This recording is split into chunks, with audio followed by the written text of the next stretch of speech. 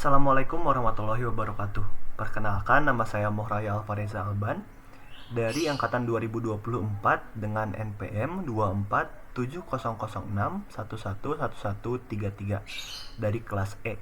Di sini saya akan menjelaskan tentang salah satu materi dari mata kuliah probabilitas dan statistika, yaitu Markov Chain. Langsung saja ke pembahasan.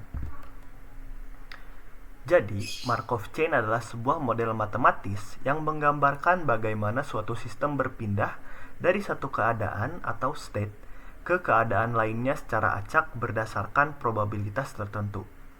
Inti dari Markov Chain adalah sifat memoryless, yang berarti bahwa keadaan selanjutnya hanya bergantung pada keadaan saat ini, bukan pada bagaimana sistem sampai ke keadaan tersebut.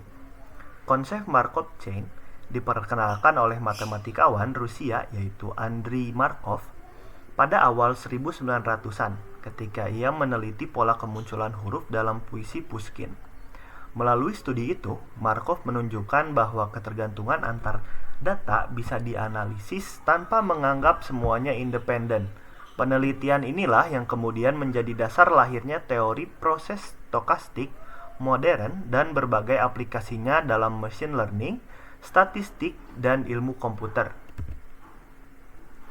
Bentuk umumnya yaitu Markov Chain direpresentasikan sebagai urutan variabel acak, yaitu x0, x1, x2, dan seterusnya.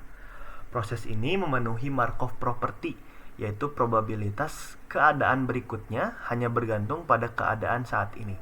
Sifat ini dituliskan dalam formula P dari x sub n plus 1 sama dengan x dengan syarat x sub n sama dengan x sub n sampai x sub 0 sampai dengan x0 sama dengan P dari x sub n plus 1 sama dengan x dengan syarat x sub n sama dengan x sub n. Artinya seluruh wilayah sebelum x sub n tidak lagi berpengaruh.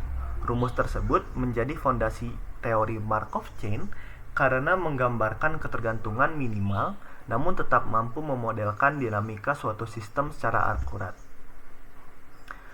Markov Chain memiliki himpunan state yang disebut state space, berisi semua keadaan yang mungkin terjadi. Perpindahan antar state digambarkan melalui transition probability, yaitu peluang berpindah dari satu state ke state lain dalam satu langkah. Menurut probabilitas transisi ini seluruh probabilitas transisi ini disusun dalam transition matrix P yang setiap barisnya menggambarkan peluang berpindah dari satu state ke state lainnya dan totalnya harus berjumlah 1. Dengan matriks ini, probabilitas keadaan di masa depan dapat dihitung menggunakan hubungan P sub n plus 1 sama dengan P sub n dikali P atau dikali matriks P, di mana P adalah distribusi probabilitas state. Mungkin cukup sekian yang bisa saya sampaikan. Mohon maaf bila ada kesalahan kata ataupun berisik di background.